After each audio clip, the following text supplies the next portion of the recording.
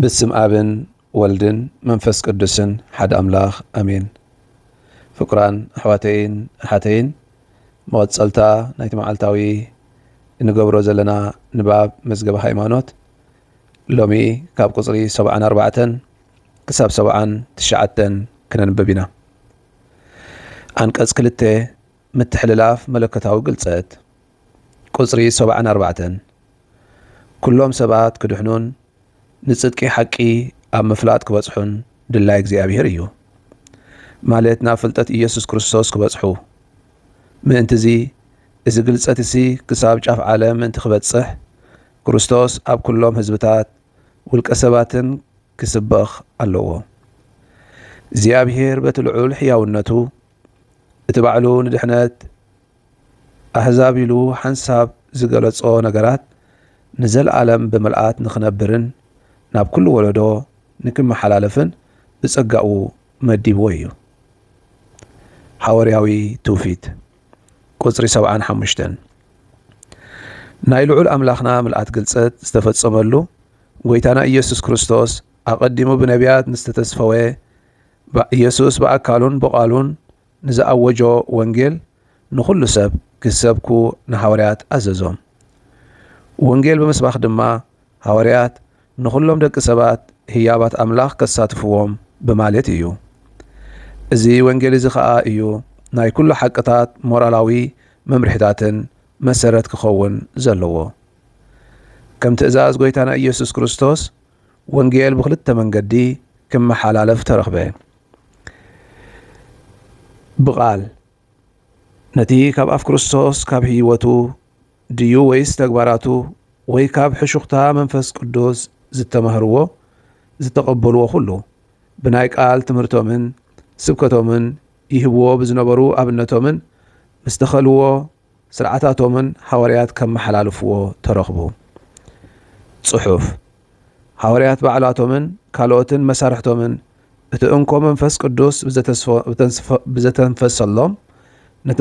መልእኽቲ ድሕነት ኣብ ጽሑፍ ከስፍርዎ ከኣሉ ስብከት ሐዋርያት ብተኸተልቶም ቀጺሉ ቁጽሪ 77 ሙሉእን ሕያውን ወንጌል ኣብ ቤተ ክርስቲያን ተዓቂቡ ምእንቲ ክነብር ሐዋርያት ንኣቡናት መጠን ተካእቶም ሓርዮም መዘዝዎም ናይ ምስትምሃር መዝነት ኣረከብዎም ብሓቂ እውን እቲ ኣብ ቅዱስ መጽሓፍ ብፍሉይ ኣገባብ ተገሊጹ ዘሎ ስብከተ ሐዋርያት ክሳዕ መወዳእታ ዓለም ብዘይቋረጽ ቀጻልነት ክዕቀብ ዝግብኦ እዩ ቁጽሪ 78 እዚ ብስራሕ መንፈስ ቅዱስ ተፈጸመ ሕያው ዝኾነ ምትሕልላፍ ትውፊት ኣውፌ ኣቐበለ ተባሂሉ ይስመ ንሱ ካብ ቅዱሳት መጻሕፍቲ ፍሉይ ዝበለ እኳ እንተኾነ ብቐረባ ምስኡ ዝራኸብ እዩ ቤተ ክርስቲያን እምበኣር ኣብ ትምህርቲ እምነታ ኣብ ህይወታ ኣብ ናይ ኣምልኾ ስርዓታታ እቲ ኩሉ ሃለዋታን እምነታን ናብ ኩሎም ወለዶታት እተመሓላልፎ በዚ ትውፊት እዚ እያ ኣብቲ ናይ ቤተ ክርስቲያን ግብራዊ ህይወታን እምነታን ጸሎታታን ከመይ ዝበለ ሃብታት ከም ዘፍስስ ኣግሂዶም ብምርግጋጽ ናይዚ ትውፊት እዚ ህያውን ምሕየውን ዝኾነ ህልውናኡ ኣበው ጽሑፋቶም ከረጋግጽዎ ይርከቡ ቁጽሪ 79 እግዚአብሔር ኣቦ ብቓሉን ብመንፈስ ቅዱስን ገቢሩ ብዛዕባ ርእሱ ክገልጽ ከሳትፍ ከሎ ኣብ ቤተ ክርስቲያን ህልውን ወትሩ ዝሰርሕን ኮይኑ ይርከብ እቲ ቀደም ዝተዛረበ ኣምላኽ ምስታ ናይ ፍቁር ወዱ መርዓት ምውሳኡ ቐጺሉ እቲ ውሃብ ህይወት ዝኾነ ቃል ወንጌል ኣብ ቤተ ክርስቲያን ዘቃልሕ ብመንፈስ ቅዱስ እዩ ብቤተ ክርስቲያን ኣቢሉ ኸዓ ኣብ ዓለም ከቃልሕ ይርከብ እዚ መንፈስ ቅዱስ እምበኣር ንኣመንቲ ናብ ምልኣት ሓቂ ይመርሖም ንቓል ክርስቶስ ድማ ምስቲ ኩሉ ሃብታቱ ኣብኦም ከም ዝሓድር ይገብሮም ፍቁራን ኣሕዋተይን ኣሓተይን እዚ ሎሚ ዘንበብናዮ ክፍሊ መዝገበ ሃይማኖት ነስዕብ ሓሳባት ሕፅር ዝበለ ዝዛረበና እዩ መጀመርያ ብዛዕባ መለኮታዊ ግልጸት እዚ መለኮታዊ ግልጸት ንብሎ ዘለና ፍቓድ ኣምላኽ መጀመርያ ንኩሉ ሰብ ክድሕን እዩ ድላዩ እግዚአብሔር እምበኣር ኩሉ ሰብ ክድሕንን ናብ ፍልጠት ሓቂ ክመጽእን ዝደሊ ኣምላኽ ምዃኑ ስለዚ እቲ ክርስቶስ ዘምጽኦ መለከታዊ ግልጾት ናብ ኩሎም ኣሕዛብ ወለዶታት ብዘይ ኣፈላላይ ክበጽሕ ዘለዎ ግልጸት ምዃኑ እቲ ሓደ ወዱ ኣብ መንጎና ተረኺቡ ንኣቦ ብምግላጽ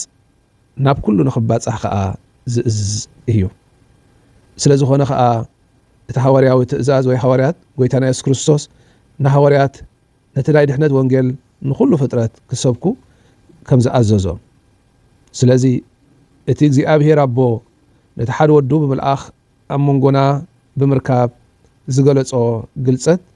ጎይታና ኢየሱስ ክርስቶስ ከዓ ንሐዋርያት ነቲ ናይ ድሕነት ወንጌል ንኹሉ ፍጡር ከብጽሑን ከበስሩን ይእዝዝ።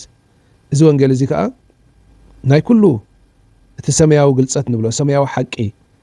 ናይ ስነ ምግባር መምርሕን ናይ ኩሉ ምንጭን መሰረትን ኮይኑ እዩ ናባና ዝመጽእ። ብክልተ መንገዲ እዩ እዚ ወንጌል ሓቂ ናባና ዝተመሓላለፈ። እቲ ቀዳማይ ብቃል ክኸውን ከሎ ሐዋርያት ብስብከቶም ብኣነባብሮኦም በቲ ኩነቶም ብዝመስረትዎ ስርዓታት ኣቢሉ ነቲ ካብ ክርስቶስ ተቐበሎ ትምህርቲ ናባና ዘመሓላለፍሉ መንገዲ እዩ። ስለዚ ብቃል ብትምህርቶም ብስብከቶም በቲ ኣነባብሮ መዓልታዊ ህይወቶም ናባና ዘመሓላለፍዎ ክኸውን ከሎ እቲ ብጽሑፍ ከዓ እቶም ሐዋርያት ምስኣቶም ዝነበሩ ቅዱሳን ሰባትን ብመሪሕነት መንፈስ ቅዱስ ተደሪኾም ነቲ ናይ ድሕነት መልእኽቲ ኣብ ቅዱስ መጽሓፍ ዘስፈርዎ። ስለዚ እቲ ቅዱስ መጽሓፍ ኢልና እንኽተሎ እናኣምኖ ብሐዋርያት ኮነ ብተኸተልቶም ዝነበሩ መንፈስ ቅዱስ ብዝሓደሮም ሰባት ዝተጻሕፈ ኣብ ጽሑፍ ሰፊሩ ናባና ዝተመሓላለፈ እዩ። እምበኣር እቲ ወንጌል ወይ ቃል ኣምላኽ ከይተበረዘ ህያው ኮይኑ ንኽቕጽል ሐዋርያት ንባዕላቶም ዝትክኡ ጳጳሳት ከም ዝሾሙ፣ ስለዚ እቲ ስልጣን ትምህርቲ ከዓ ብኦም ኣቢሉ ከም ዝቕጽል ሐዋርያት እቲ ክምህርዎ ዝኽእሉ ምስ መሃሩ እቲ ወንጌል ኣብኡ ጥራይ ተሓፂሩ ንኸይተርፍ ንኣቡናት ብምቕባእ እቲ ወንጌል ክቕጽል ከም ዝገበሩ ብኡ ከዓ ብሰንሰለታዊ መንገዲ ከዓ ናባና ከም ዝበጽሐ። ስለዚ እቲ ብቃል ኮነ ብትውፊት ኮነ ብትውፊት ንብሎ ወይ ድማ ብቃል ወይ ብጽሑፍ ንብሎ ናባና ዝተሰጋገረ ቃል እዩ። ስለዚ እቲ ቅዱስ ትውፊት ንብሎ ዘለና እቲ መንፈስ ቅዱስ ብመንፈስ ቅዱስ ዝምራሕ ሕያው ምስግጋር ቃል ኣምላኽ እዩ። ስለዚ ትውፊት ኢላ ዝፅውዖ ቤተ ክርስቲያን ብትምህርታ ብህይወታ ብኣምልኾኣቱ ናይ ልጥርግያዊ ስርዓት ኣቢላ ነቲ ዝተቐበለቶ እምነት ናብ ዝመጽእ ወለዶ ተመሓላልፈሉ መንገዲ ኸ እዩ። ስለዚ እግዚኣብሔር ምስ ተመርዓቱ ዝኾነት ቤተ ክርስቲያን ኩሉ ግዜ በዚ ቃል ገይሩ ይዛረብ ማለት እዩ። ስለዚ ትውፊት ክበሃል ከሎ ብቃል ዝመሓላለፍ ትምህርቲ እዩ።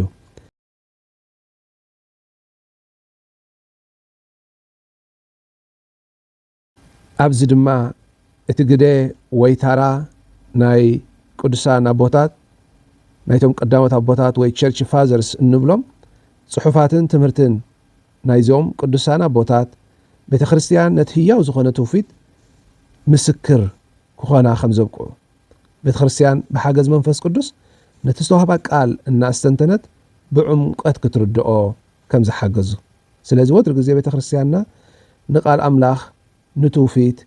ብዝግባእ ንኽንርዳእ እትሕግዘና መሃሪት ኣካል እያ። ኣበው ድማ ነዚ ሓቂ እዚኦም ዝነግሩና። መወዳእታ እምበኣር ቃል ኣምላኽ ታሪኻዊ ፍጻሜ ወይ ድማ ኣጋጣሚ ጥራይ ዘይኮነ ብመጽሓፍ ብቅዱስ መጽሓፍን ብትውፊትን ኣቢሉ መሪሕነት ጳጳሳት መንፈስ ቅዱስ ንኹሉ ወለዶ ብሕያውነት ዝበጽሖ ቃል ሓቂ እዩ። ስለዚ ነፍሲ ወከፍና ነዚ ሓቂ እዚ ክነስተንትን ኣብኡ ክንነብርን ኢና ንጽዋዕ። እግዚኣብሔር ሰናይ ፍቓዱ ይኹነልና። ንኹላኹም እግዚኣብሔር ይባረኽኩም። ስብሃት ንኣብን ንወልድን ንመንፈስ ቅዱስን ይኹን ጥንቲ ከም ዝነበረ ሕጂ ከዓ ንወትሩ ንዘለኣለም ዓለም ኣሜን። በስመ አብ በወልድ መንፈስ ቅዱስ ሓደ ኣምላኽ ኣሜን።